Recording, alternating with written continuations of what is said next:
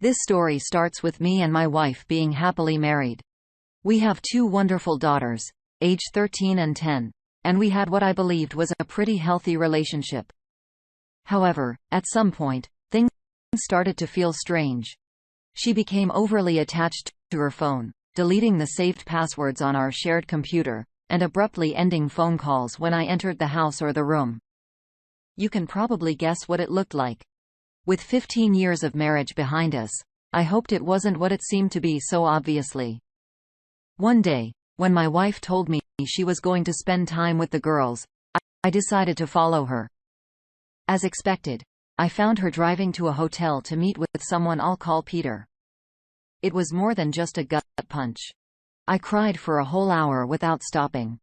Once I was done wallowing in self-pity, I thought about getting even. Various scenarios involving me aggressively confronting Peter crossed my mind. However, I eventually opted for a more civil and legal approach, but just barely. So the first step of my plan was to gather evidence. Instead of hiring a private investigator, I came up with a better idea. While my wife was at work and the kids were at school, I installed some small hidden cameras and microphones that I had purchased. I even managed to set one up perfectly overlooking our bed due to our bedroom setup. However, I made sure not to use them while I was at home. After a few days, I suggested to my wife that the weekend after next, I should take the girls on a trip to a place I won't disclose, and we could spend a night there too. It's worth mentioning that due to her demanding and often exhausting job and our different interests and talents, I had always been the main caregiver. I took on the role of cooking and played a more active part in raising the girls, showing them a lot of patience and attention without spoiling them. So it wasn't unusual for me to take the girls on a trip alone. This detail will become important later in the story. Over the next 2 weeks, I got everything in order and contacted a lawyer to create a separation agreement that would grant me residence and custody. Finally, I went on the trip, trying not to reveal anything to the girls, and waited to see if Peter and my wife would fall into the trap. When I came back, I reviewed the recordings from the weekend, and indeed, it was a 36-hour closeness fest. When they weren't ducking, their conversation was even more intriguing. I learned that Peter had a wife, but I'll share more about her later. But what was even worse was that they discussed me in their conversations. In addition to the expected comments about my physical attributes, and how I failed to satisfy her, there were some really hurtful remarks. For instance, she shared some of my deepest secrets and shameful stories with Peter, things I had only confided in her just so they could mock and laugh at me. By this time, I was certain about what I needed to do. The following day, before the kids left, but before my wife also left, I confronted her with the video evidence and gave her an ultimatum. Either she signs the separation agreement and leaves the house, or the girls will receive a detailed explanation of all the cheating details. I want to make it clear that I had no intention of actually following through with the threat. I love my daughters too much to put them through that. However, I did use the bluff to put pressure on her, and she was too emotional to see through it. She went through all the stages: denial, attempts to negotiate, threats, and anger. I allowed her to go through all of it. Eventually, she signed the separation agreement, and that same evening, she left after saying her goodbyes to the girls. I didn't show or tell the girls any explicit details. I've always been honest with them, and that's why I was their favorite parent. So I simply told them that Mommy had been unfaithful. It took some time for the younger one to understand, but my older daughter got really upset. She had just gotten her first boyfriend, though it's not a clear term at that age, but she was mature enough to be furious. This could be important in a potential custody battle, as she agreed to give up custody for now, but I feared, and I was right, that she might try to fight me for the kids. What I didn't expect was for her to use her visitation rights to badmouth me. Basically, she started telling my younger daughter that it was all my fault for not forgiving her. Her lawyer even began demanding that she should get custody, though she couldn't receive money or the house due to being caught cheating, which matters a lot in divorce proceedings in my state. So I finally put my revenge plan into action. I decided to take a trip to South Carolina. Why South Carolina? Because I really wanted my daughters to see Fort Sumter. I definitely didn't go there because it's one of the last places where Revenge X movies isn't illegal, and where I could upload my wife and Peter's escapades on a famous X website and other similar sites without facing prosecution, as it wasn't illegal when and where the acts took place. I sent the links to my wife's employer, her clients, and everyone in her line of work just to be sure. I also sent the links to Peter's wife and his firm. Peter soon went through a divorce. I feel sorry for his wife, as she was an innocent victim in all of this. But I think it's better that she found out.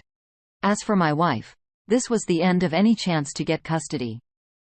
She soon got fired from her job of 8 years. While the Revenge X video part was a mean move, it couldn't be prosecuted in South Carolina, so it only reflected negatively on my personality in court. However, my wife's unemployment, being blacklisted in her profession due to being on an X website, and the girls, especially my older daughter, influencing the younger, stating that they wanted to stay with me, made it clear who would get custody. Since she was unemployed, I receive no alimony, but I make enough money to support both me and the girls, and I can handle a full-time job while caring for them, as they are old enough to allow me to.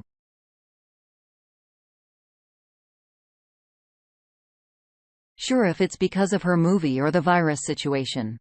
The girls are growing up just fine, and they don't seem to mind not seeing their mother. The last time I communicated with my ex-wife was on Facebook, where she told me how I ruined her life and her relationship with her daughters, but honestly, I think she earned it. I'm a 40-year-old woman, and my husband is 42. We got married when I was 22, and he was 23. So far, our marriage has been great. We have a 12-year-old daughter and a 14-year-old son together. However, recently, I've been having a strange feeling that my husband might be in love with my sister. Just to provide some background, my sister, who is 43, has always disliked me. Even though she was our parents' favorite while we were growing up, she held this hatred towards me and always took away things I loved. For example, when I was younger, I enjoyed playing soccer and was good at it. When my sister found out, she also started playing soccer, but she wasn't better than me. Not to brag. One day, my sister injured her ankles, and somehow she blamed me for it. She told our parents, who believed her because she was their favorite. As a result, they banned me from playing soccer ever again, even though it wasn't my fault. Additionally, she took my first boyfriend and bullied me at school, but I didn't speak up and mostly kept to myself. Now recently, I had this feeling that my husband might be in love with my sister. When she got divorced, she immediately called my husband and he went to her without any hesitation. It's always been like this. Whenever she needs him, he's there for her without a second thought. About 2 months ago, our 12-year-old daughter broke her arm, and both my husband and I went to the hospital with her while our son was at his friend's place. When we got back home, my daughter asked if she could have McDonald's. So I went out to get it for her, since she really wanted it. She also wanted her dad to stay with her, as she's always been close to him. When I returned home with the food, I saw my husband leaving with our daughter, crying and pleading for him to stay. I rushed over to find out what was going on, and he told me he was going to my sister's because she wasn't feeling well. I was upset, and asked why he was going there when our daughter had just broken her arm. He only replied that his sister needed him and left. This made me extremely angry. So I packed bags for myself, my daughter, and my son, and we went to stay at my aunt's place. She was the only family member who agreed that my sister was difficult, so I spent much of my childhood with her. 2 days later, I had to return home because I forgot my work computer. When I got there, I was shocked by what I saw. My husband and my sister were on the couch in our family home, engaged in something they shouldn't have been doing. As soon as they saw me, they hurriedly dressed up, and my husband rushed towards me, insisting that it wasn't what it appeared to be and that it was all a big misunderstanding. I yelled back at him, asking how he could betray me like this and if I didn't matter to him, and I yelled that I wanted a divorce, and then I left. After reaching my aunt's place, I went straight to the room where I was staying and couldn't hold back my tears. I feel lost and don't know what to do next. Despite asking my aunt not to, she's already told our parents and many family members about the situation, which makes me both upset and relieved, as I didn't have the courage to do it myself. My husband and sister have been sending me a lot of text messages, but I've been ignoring them. I'm really unsure about how to break this news to my kids. Update. One part of me was feeling and considering forgiving my husband for the sake of our kids, but the other part was filled with anger and wanted revenge. I explained to my children that things weren't going well at work, which was the reason for my sadness, and they believed it because I still couldn't bring myself to tell them about their father. I didn't mention this in the previous post, but my sister and her ex-husband, who was really attractive and a genuinely nice person, I'm sorry, but it's the truth, got divorced because she had been mentally offending him throughout their entire relationship, and it had recently escalated to physical offense. That's when he had enough and decided to divorce her. Because of who she is, she fabricated a lie, claiming that her husband was the one being offensive and other untrue things. I got in touch with her ex-husband to have a conversation and asked if he wanted to seek revenge. He agreed, and we made arrangements to meet at a public cafe. During our talk, we discussed how offensive she had been and how he also suspected she had feelings for my husband. I shared what I had witnessed, and together, we decided to begin our revenge plan. We began by reporting my sister to the police for the offense. At first, the officer was doubtful, but there was evidence, including a bruise she left on him and threatening text she sent. The police said they would pursue the case and advised us to hire a lawyer before sending us home. Following that, I withdrew all the money from our joint account and moved it to my own. Since I owned the house, my plan was to evict him. I then hired a lawyer and initiated the divorce process. I knew it would be a tough and lengthy battle, but I was determined to do whatever it took to escape from this terrible man. A few days later, I sat my kids down and shared everything with them. My son was really angry, but my daughter didn't believe me at all. She accused me of lying, and I reassured her that even though she thought that, I wouldn't prevent her from seeing her dad. Later that same day, I arrived home from work to find my parents, my husband's parents, and my aunt, all gathered together at her house. I had no idea this was happening. It turned out my aunt had reached her breaking point with my sister and decided to spill the beans to the whole family about what I had witnessed. She also revealed that my sister had been in and out of jail, and my aunt was the one who bailed her out each time. My parents were really angry and started shouting, expressing their disappointment in her. My mom even slapped her tightly and said they never wanted to see her again. Regarding my husband's parents, they expressed their disbelief, saying they never imagined he could stoop so low. Especially considering his mom raised him as a single mom before meeting his stepdad, whom he referred to as his dad. Then my daughter stood up and yelled at her dad, expressing her strong dislike for him and declaring that she never wanted to see him again. She ran upstairs to the room she shared with her brother at my aunt's house and slammed the door behind her. My son gave his dad a look of disappointment and then followed his sister upstairs. My husband knelt before me, begging for forgiveness. I gave him 2 days to pack his things and leave the house, warning that I'd call the cops if he didn't comply. He started sobbing, pleading that he had nowhere else to go. His parents had made it clear he wasn't welcome back there. I remained firm, expressing my desire for a divorce.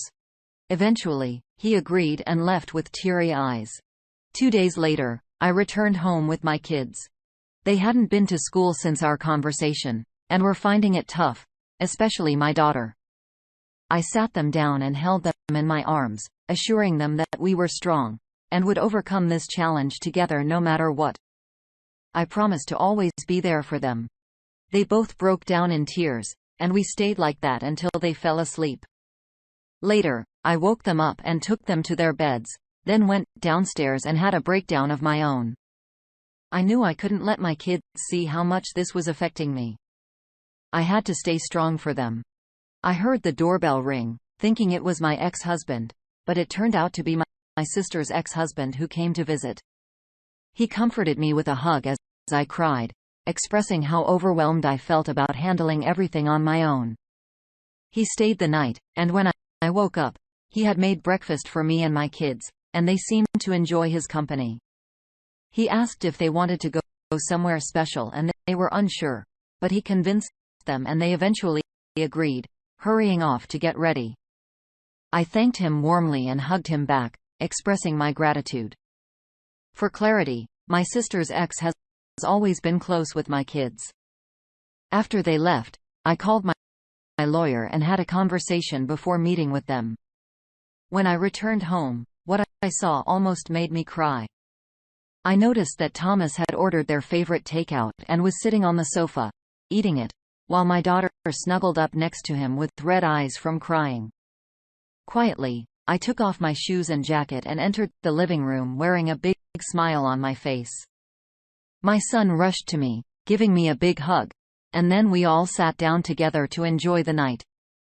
Afterwards, I had a conversation with my kids, and we agreed to start seeing a therapist. Thomas was supportive and encouraged them to give it a try since he was already seeing one himself.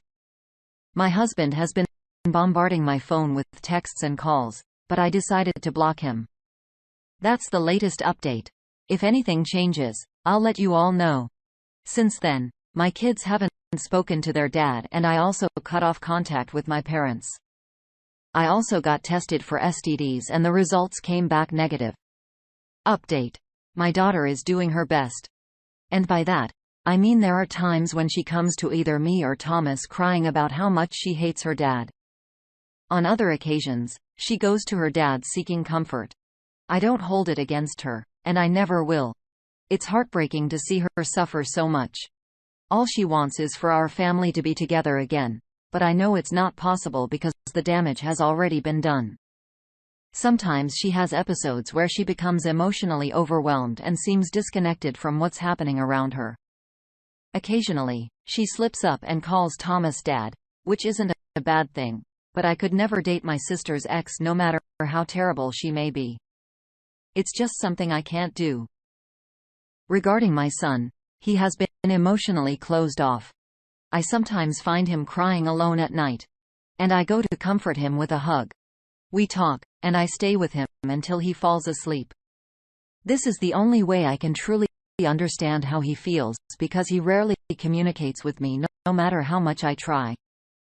As for my ex, he completely ended things with my sister and hasn't spoken to her since. He found a well-paying job after getting fired from his dad's company, and he now lives in a nice house.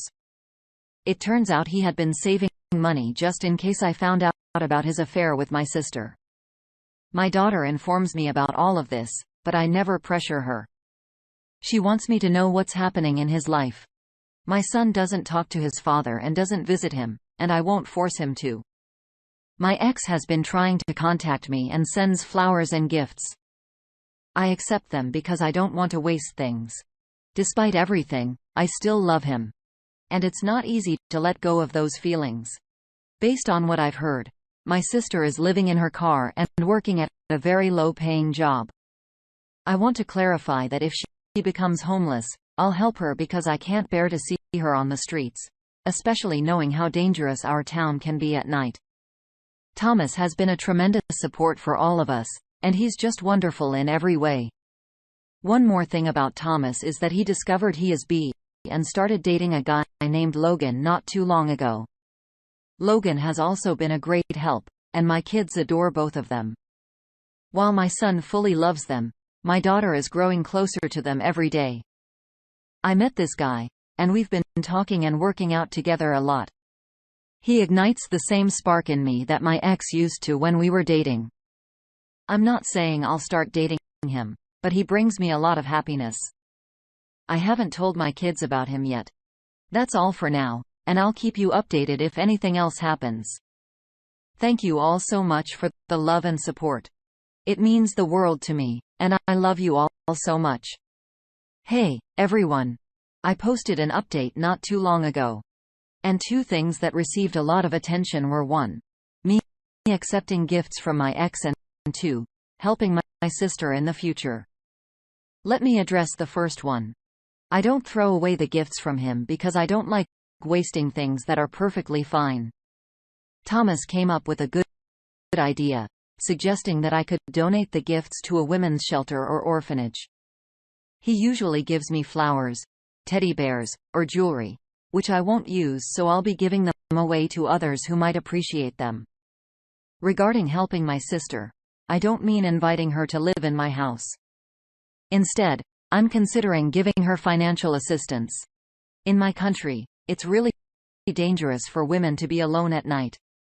I'll only help her if my parents don't step in. I know what she did was wrong, but I can't just stand by and watch her face harm or danger. Edit. Don't worry. I would never let that awful person close to my kids, especially not Thomas. She ruined her life. And the only thing I'll make sure of is that keeps her car and nothing else. No contact with us. I wouldn't cause the people around me more trauma than they already have. Regarding my ex, we have no future together, and I'm determined to make sure he understands that. Someone mentioned that my daughter might be saying things to her dad, and I hope she is. I want him to know how much better we're doing without him. As for the money he saved up, I don't want it. I have a well-paying job, and my kids always get what they need when they need it. So we don't need his help or his tainted money. That was everything for now. Have a wonderful day, you guys. And again, thank you for the support. You have no idea how much you've helped me. I grew up with a single mom because my dad passed away when I was only 2 years old.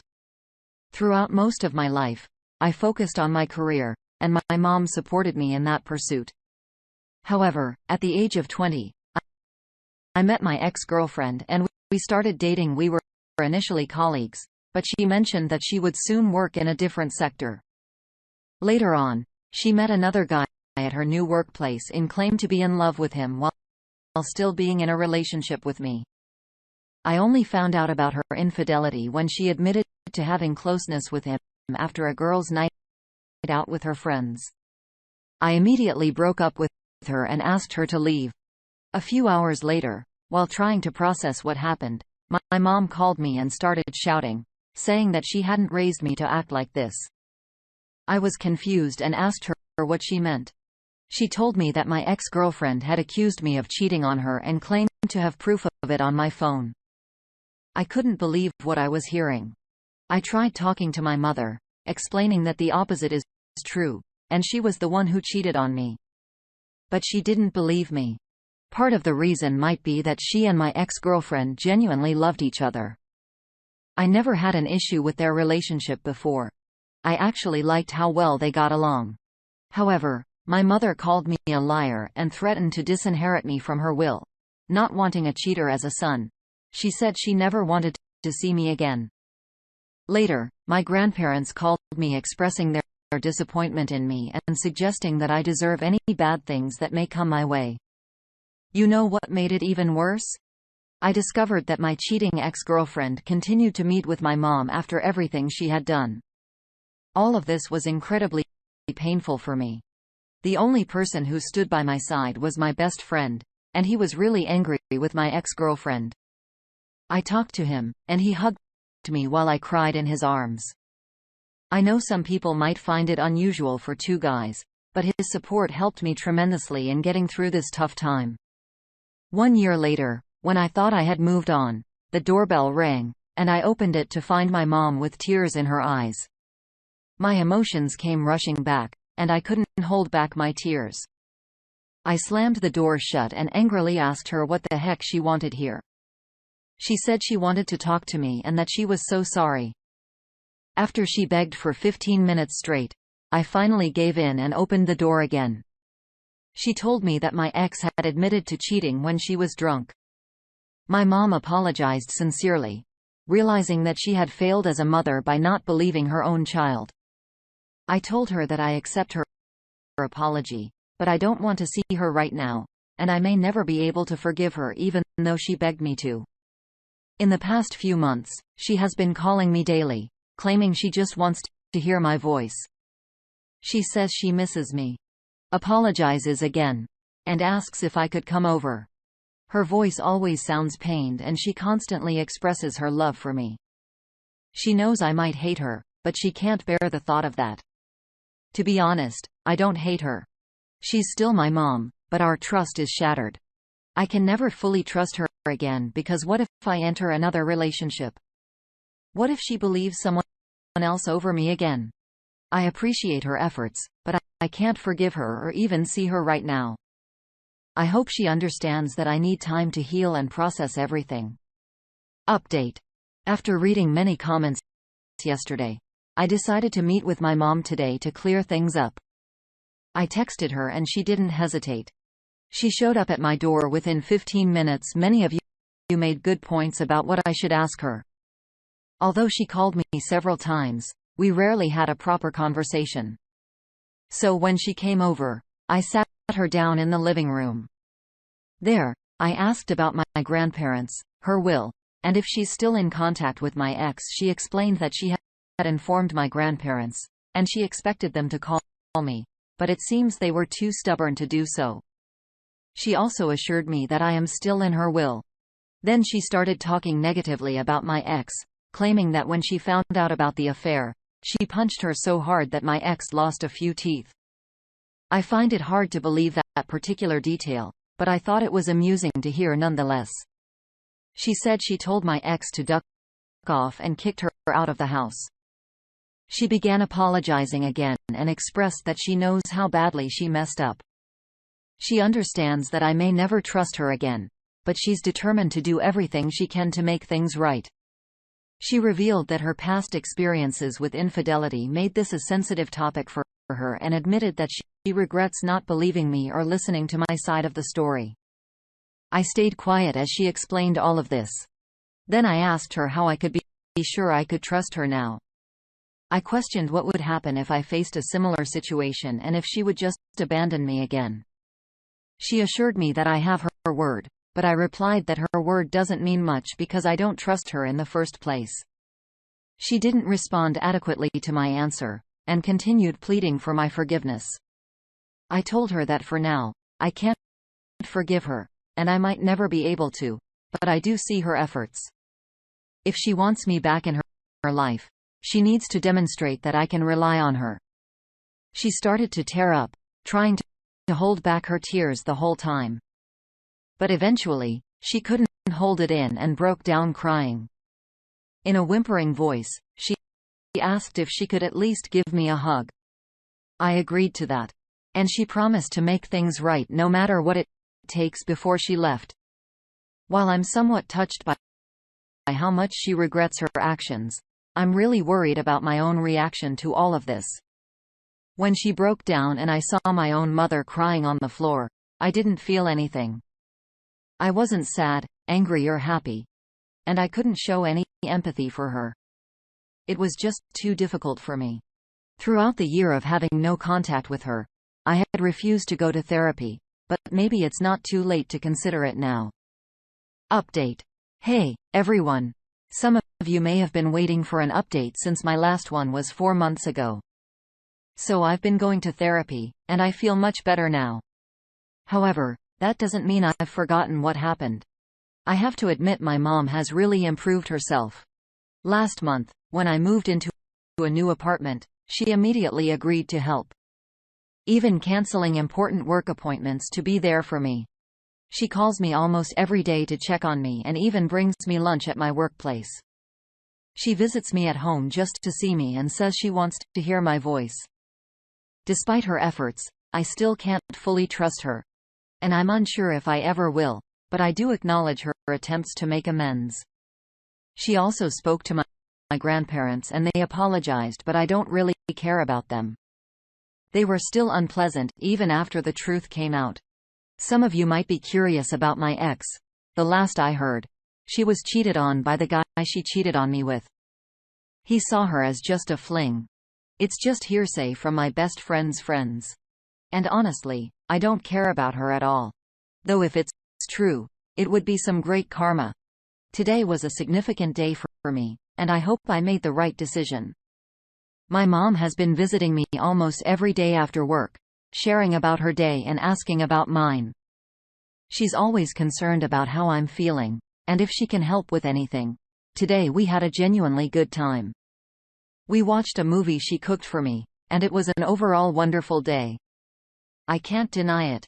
Every day when she left, she hugged me goodbye. But I never hugged her back. I was still cautious.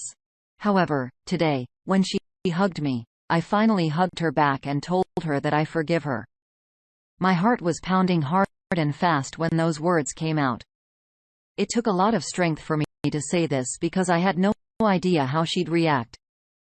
Just a few months ago, I couldn't have imagined saying those words. At first, she looked surprised, but within seconds, she broke down in tears and hugged me, thanking me repeatedly. I felt a bit lost and didn't know how to respond.